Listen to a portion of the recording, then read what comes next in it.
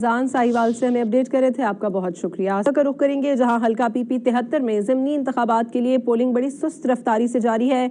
छुट्टी का दिन होने की वजह से लोगों का जोशो खरोश अब तक नजर नहीं आ रहा। पोलिंग स्टेशन नंबर 144 के बाहर मौजूद हैं डॉन न्यूज़ के नुमाइंदे सैफ खान, उनसे मजीद जान लेते हैं। सैफ, यहाँ क्या सूरत हाल देख रहे हैं?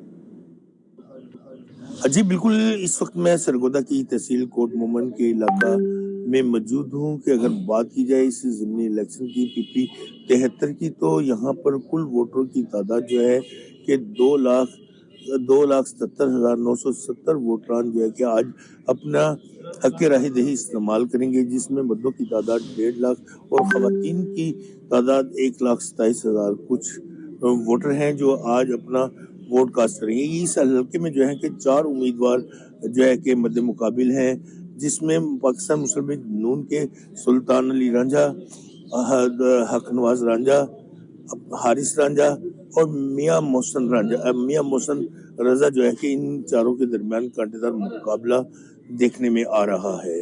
अगर सिक्योरिटी के हवाले से बात की जाए तो डीपीओ सरगोदा की जानिब से सिक्योरिटी के सख्त इंतजाम किए गए और हर बंदे का शनाख्ती कार्ड चेक करने के बाद उसको वोट डालने की इजाजत दी जा रही है। बहुत शुक्रिया, हमें सैफ खान अपडेट कर रहे थे। यहाँ ब्रेक से पहले शामिल करेंगे न्यूज़ अपडेट्स।